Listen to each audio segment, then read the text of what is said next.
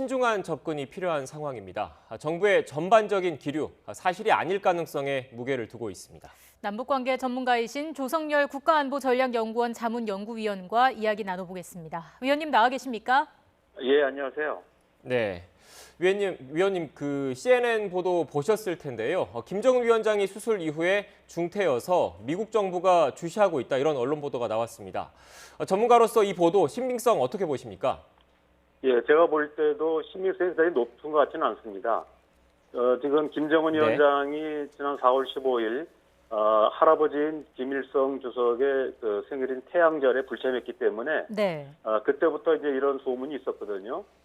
여기다가 이제 2014년도에 김정은 위원장의 그 수술 후 사망설까지 나온 적이 있어서 이게 이제 가짜 뉴스가 어제부터 국내 많이 유포가 된 바가 있습니다. 예. 아마 이런 부분들이 중첩되면서 이런 소문이 확산된 게 아닌가 싶습니다. 네. 지금 소문인 상황이고 사실관계가 확인이 되기까지는 좀 신중하게 바라볼 필요가 있을 것 같고요. 블룸버그 통신이 어제 데일리 NK를 인용해서 그 김정은 위원장이 지난 12일에 김 씨 일가의 전용 병원에서 심혈관 시술을 받았다 이렇게 보도하기도 했습니다. 이거 역시 사실 여부가 확인이 아직 안 된 거죠? 예, 확인되진 않았는데 다만 이제 그 심혈관 질환이라든지 이런 부분들은 그 할아버지나 아버지인 김일성, 김정일 위원장도 이런 유사한 병력이 있기 때문에 가능성은 있다고 생각합니다. 그러나 실제로 그 향산진료소에서 치료했는지 아닌지는 사실 첩보라고 치면 굉장히 고급 첩보 상황인데 네. 과연 이게 이제 정확한지는 좀 더 지켜봐야 될 것 같습니다.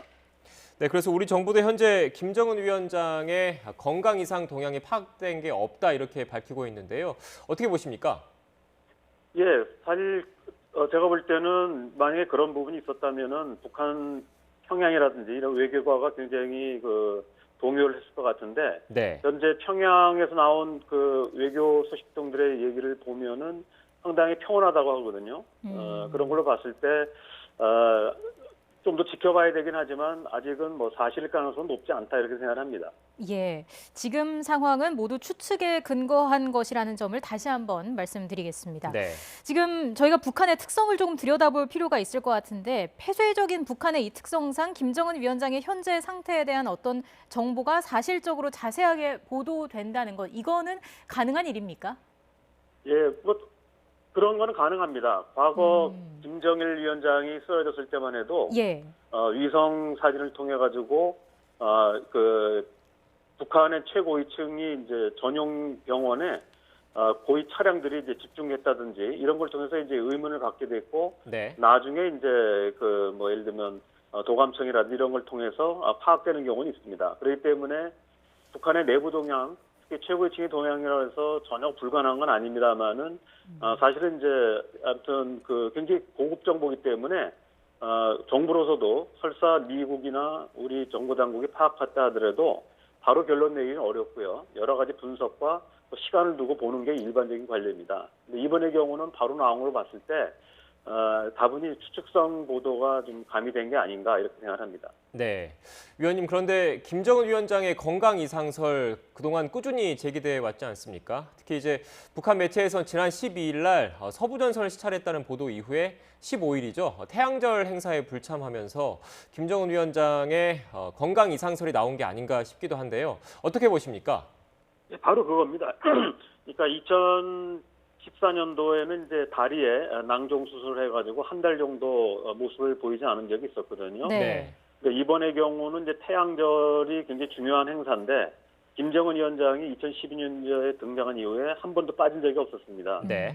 그런데 이번에 빠졌기 때문에 그런 이제 설들이 계속 나왔고 또 이제 우리가 그 김정은 위원장이 이 과체중에다가 일단 혈색이라는 게 좋지 않기 때문에 또 가족력까지 고려했을 때 심혈관 계통에 문제가 있는 게 아닌가 하는 추측이 있었습니다. 네. 그렇기 때문에 아마 이런 김정은 위원장이 이제 태양절에 불참한 것이라든지 또 평소에 어떤 그 병력에 대한 의구심 이런 게 결합돼서 이런 보도가 나온 게 아닌가 싶고요. 그래서 저는 뭐 그 김정은 위원장이 심혈관계 수술을 받았을 가능성은 있다고 생각합니다. 네. 예. 다만 이런 부분들이 뭐 수술했는데 깨어나지 못했다거나 또 중태라거나 이런 부분들은 2014년도에 다리 수술한 이후에도 유사한 어떤 가짜 뉴스가 퍼진 적이 있었거든요. 네네. 그래서 이 부분들은 좀 신중하게 접근해야 된다고 생각합니다. 예. 네.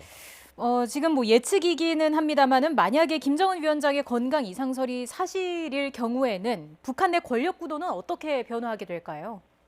예, 지금 김정은 위원장과 이제 뭐 아직 뭐 국외 구도를 논의할 단계는 아니지만 예. 김정은 위원장의 측근이라고 할 수 있는 이제 김여정 당 중앙위 제1부부장이라든지 이런 또 친형도 아직 있습니다. 김정철이라든지.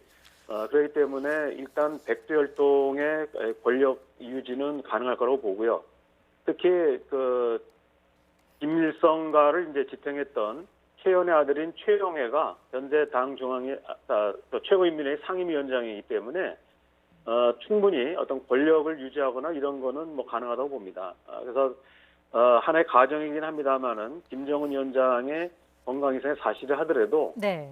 우리가 예상하는 뭐 급변 사태라든지 이런 가능성은 높지 않다고 생각합니다. 네, 알겠습니다. 앞서 이제 전해드린 것처럼 이제 신중한 접근이 필요해 보입니다.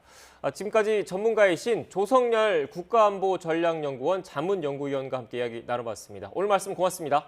예, 감사합니다.